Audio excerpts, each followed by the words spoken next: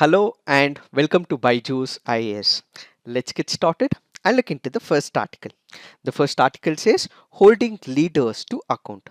The article here explains the meaning of politics.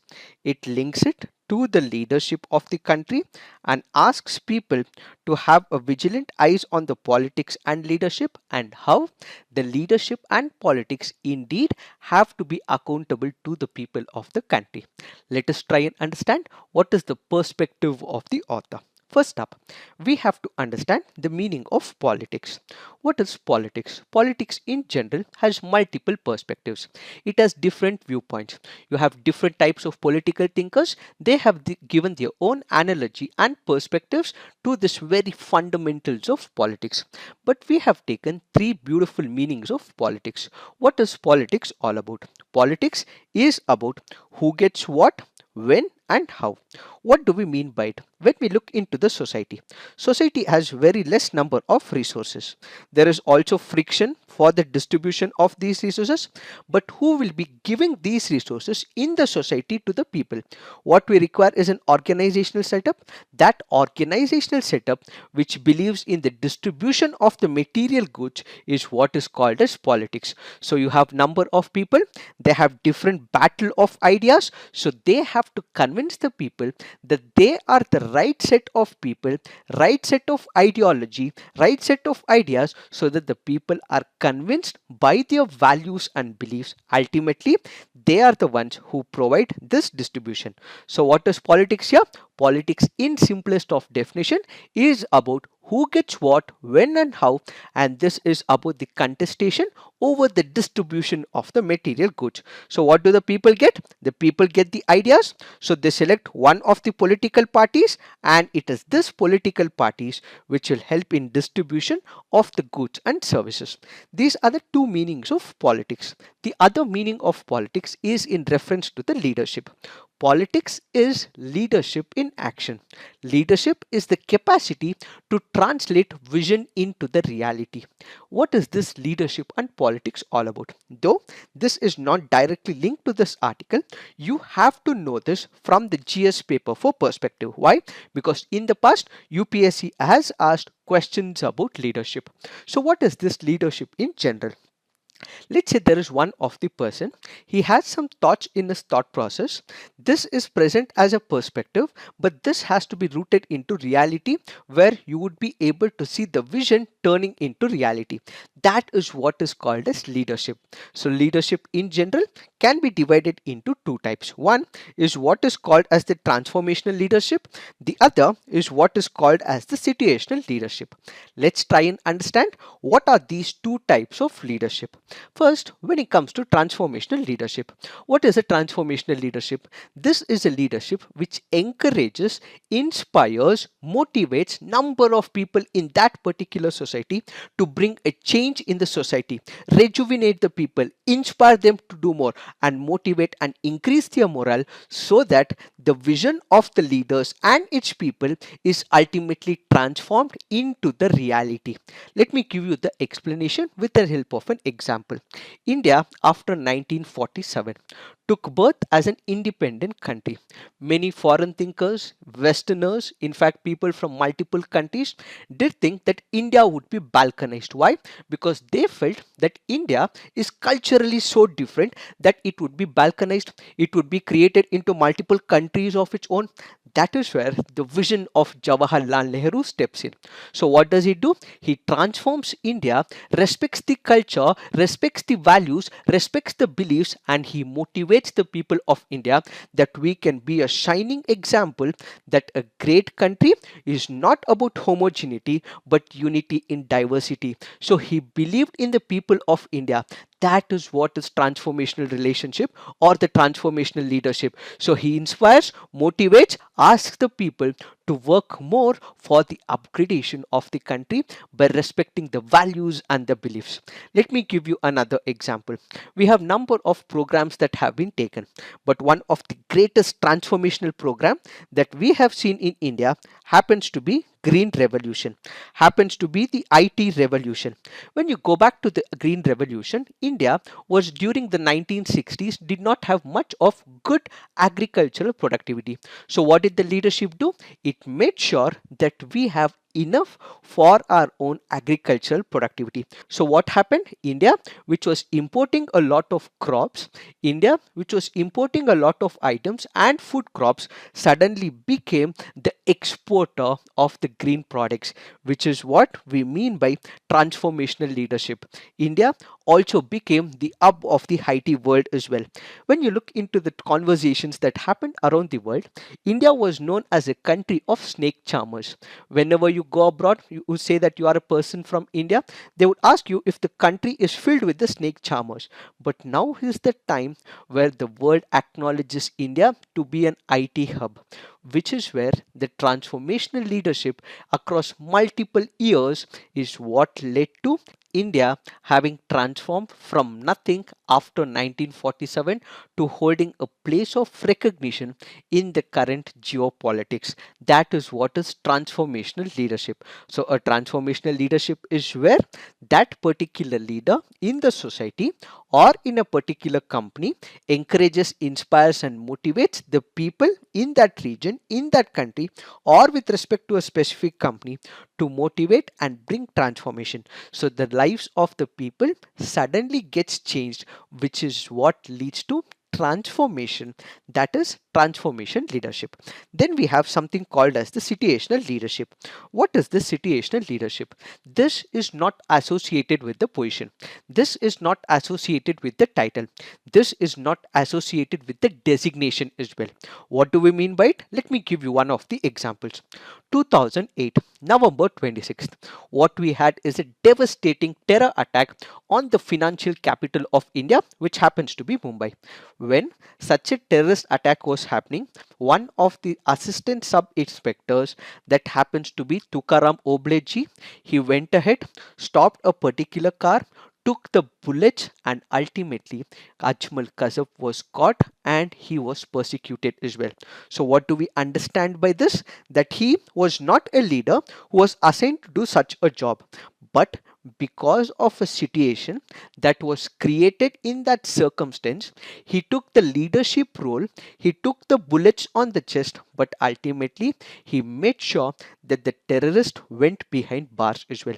That is what is called a situational leadership. So a situational leadership is where which is not associated with any designation, job role whatsoever, but because the situation demands, you take the leadership role, and that ultimately means you have brought about a change in that particular situation. Let me give you another example of situational leadership. 2011 Cricket World Cup finals between India and Sri Lanka. Most of the cricket pundits believed that India would lift the World Cup. Why? Because it was happening in India, but something else was happening in the background as well. The bowling lineup did initially put some hiccups to the Indian batting order. Sachin Tendulkar was out, Virendra Sehwag was out, Virat Kohli was out, and supposed to have come next is Yuvraj Singh. But what happens then? It was the situational leadership of Mahendra Singh Dhoni which turned the fortunes around, and what was a close game became a one-sided victory for India.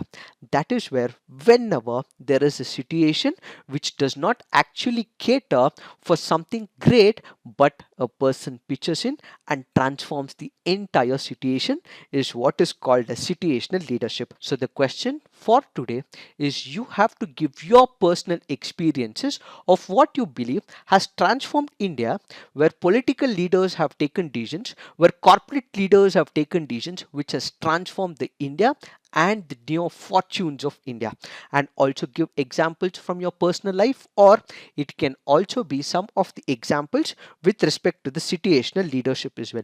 Come on, flood the comment section by giving examples. Why? Because it is these examples which you should be quoting in the examination. UPSC in the past has asked questions in ethics, what is happiness according to you? So questions can be too subjective in nature, so you need to have examples at your disposal so that you can immediately put these examples into your answer writing. So kindly flood the comment section by giving examples about what is the transformational leadership, how it has transformed India, and what are the examples when it comes to the situational leadership. Now going back to the article, we have understood what is politics all about. We have understood the link between politics and leadership. So the author here brings a perspective that when it is about politics, politics is about political parties is about leadership. So there has to be a constant engagement between the political party, the leadership of that political party, and the civic society as well. So whenever there has been a grave crisis or an issue in the society, the civil society should be in a position to question the political party, question the narrative of politics, so that the leader is accountable to the people in that particular region. So what the government has to do is they need to constantly engage with the civic society, and whenever the civic society or the civil society has questioned it, what the government and the leader has to do is to respond. So it is the responsibility of the government to speak to the civil society. It is the responsibility of the civil society to question the government. And whenever during an unprecedented crisis, when the civil society, opposition political parties, or any person questioning the government should not criticize, demolish such critical voices, says the author. So it is important that in the principles of democracy, in the principles of politics, where the people are the major stakeholders, they have the right to question the government, and the government needs to answer them on a relevant platform, is what is this article all about. Do remember, this transformational leadership and situational leadership can be important from your GS paper for ethics perspective. Now let's look into the next article. This article says only a global effort can tame COVID-19. India has been witnessing a surge in the cases of COVID-19. But what is the major issue? The major issue is not only about the COVID-19 cases, but it is also about increasing variants as well. When you look at the vaccine manufacturers, these vaccine manufacturers would have created a particular structure for the vaccine which would be fighting the menace of the COVID-19 virus. But because of the variants that have been created, what we are not able to stop is the menace of COVID-19. Let's take the example of the variants. We have the United Kingdom variant. It is B1.1.7. It was not initially present in India but arrived in India, but now it is spread across the entire North India. So what was present in United Kingdom is now present in India as well. Then we have what is called as the Indian variant. It is B1.6.617. What was present in India is now spread to more than 40 countries, says this article. So what are we supposed to understand? This COVID-19 cannot be an isolated issue. This COVID-19 is not one single approach that can be accomplished. What we require is a global approach. So all the countries will have to come together to bring an end to COVID-19. Why? Because we are living in a global world. There was a time where we had closed economies. There was not much of migration. People and its citizens were restricted within the boundaries of a particular country. But now we can reach any country, any continent within 24 hours. What we see is massive migration, incoming and outgoing of the people, which means this particular COVID-19 virus cannot be restricted to one single country. So what we require is a global approach to fight the menace of COVID-19. As the second wave has increased, what we are also witnessing is increasing cases of vaccine nationalism. Let's take the example of United States of America, or let's take the example of United Kingdom and India after the second wave as well. India, when it comes to the first wave, was exporting vaccines to multiple countries in the form of vaccine Maitri. But after the second wave, we do not have enough vaccines, as it became important for us to give it to our own citizens. So indirectly, what we are supporting is to the cause of vaccine nationalism. Since COVID-19 variants are increasing if the global community does not come together and if it does not vaccinate the entire world, what will happen? New variants will come up and it will again start haunting the global community. So vaccine nationalism, which is about restricting the vaccines only for its citizens, should not be the right one. But instead, what we have to do is to vaccinate the entire section of the global community, says the author.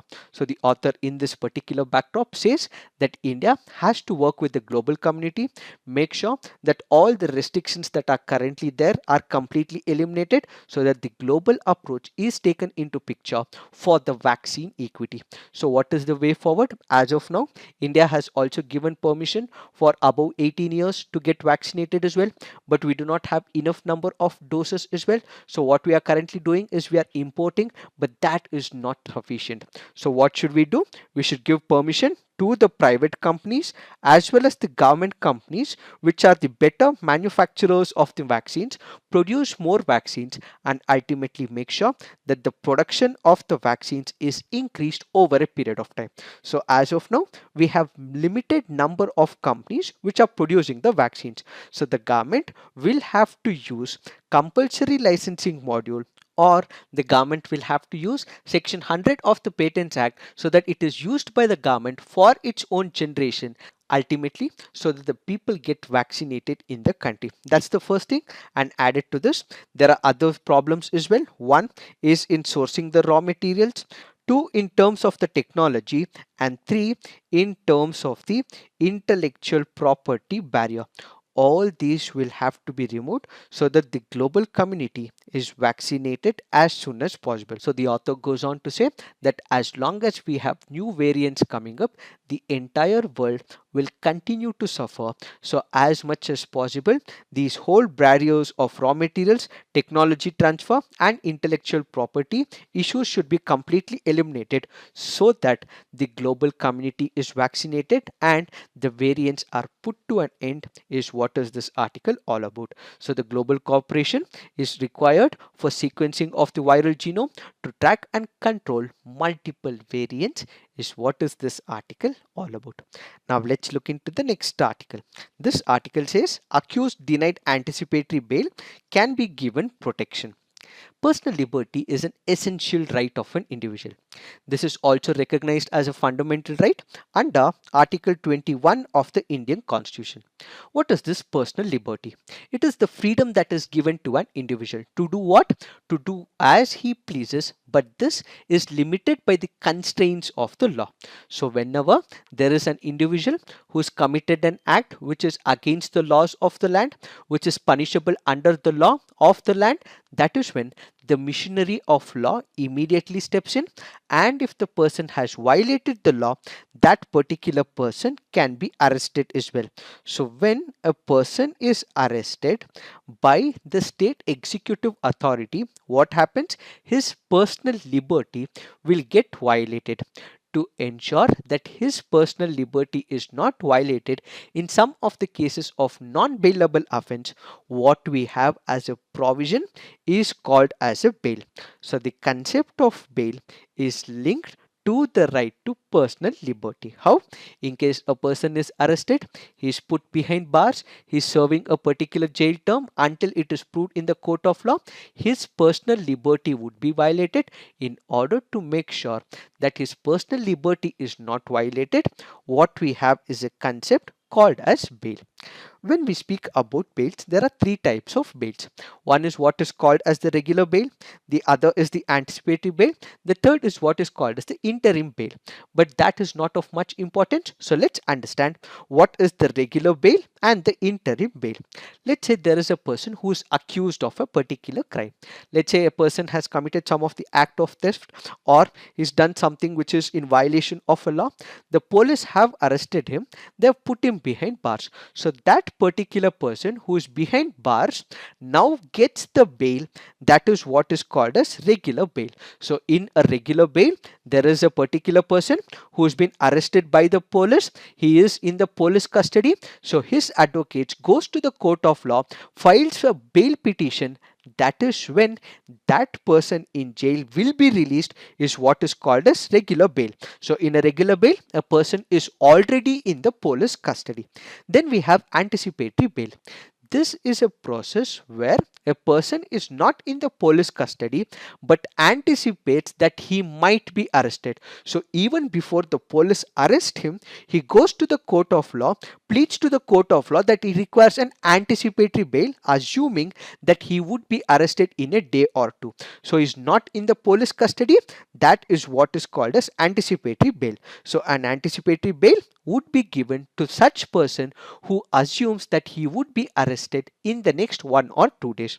What is this article currently speaking about? The article here is speaking about anticipatory bail.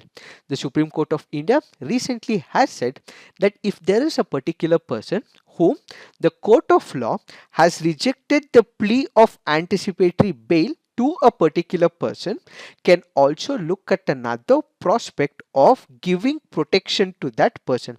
What do we mean by it? Let's say, for example, there is a person.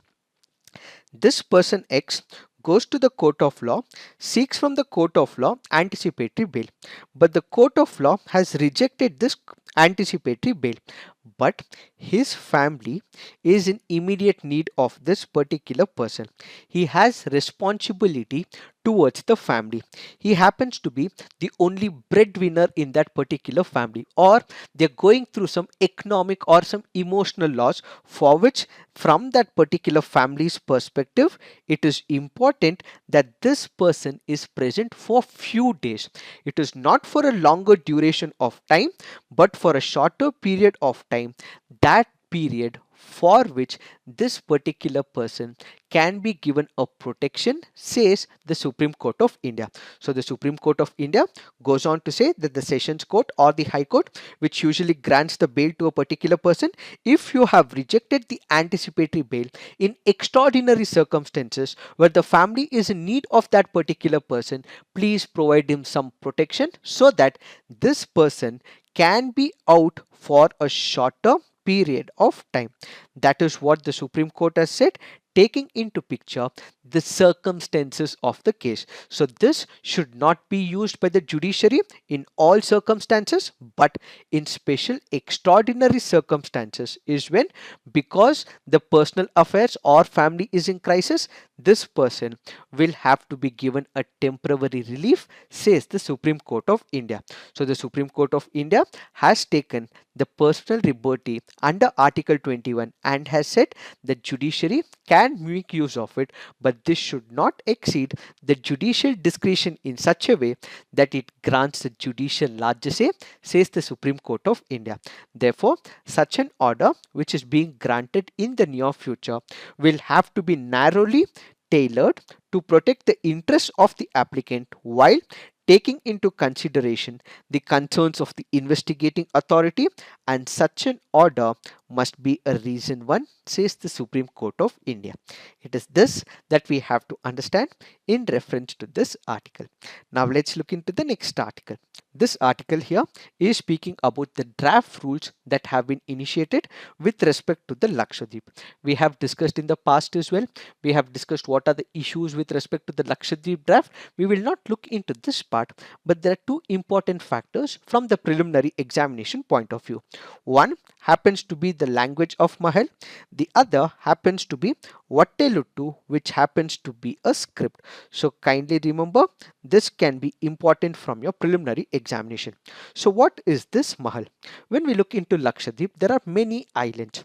Most of the islands in Lakshadweep speak the language of Malayalam, but there is one of the islands called as Minicoy. Minicoy happens to be one of the islands in Lakshadweep. In this particular island, the islanders speak a particular language called as Mahal. So Mahal is not a dialect of Malayalam, Mahal, but instead happens to be similar to Divevi language, which is currently being spoken in Maldives. So kindly remember, Mahal is a language. It is not a dialect of Malayalam, but instead it is very similar to Divehi, which happens to be currently being spoken in Maldives. This is one important preliminary factor. The other important factor is what is called as Vatteluttu. This happens to be a script. This script belongs to a group of Tamil Malayalam script. As of now, Tamil and Malayalam have their own script, but in the 4th and the 5th century, for writing Malayalam and Tamil, it was initially used, says this article. So basically, Vatteluttu happens to be a script which was used in the 4th and the 5th century for Tamil and Malayalam. It is this that we have to understand in reference to these two preliminary perspectives point of view. This is all you have to understand with respect to this article. But the rest of the article which speaks about regulations, you don't have to go through it because we have discussed them in the past. Now let's look into the mains practice question. Explain transformational leadership and situational leadership with the help of relevant examples. Next question. Growing vaccine nationalism in major vaccine producing countries will continue to have ripple effects on COVID-19. In the light of the statement, discuss the global approach to vaccine equity. So please write all your answers on the comment section. Peer review. Do give positive feedback to your friends' answers on the comment section. So this is it for today. Thank you for watching. All the best.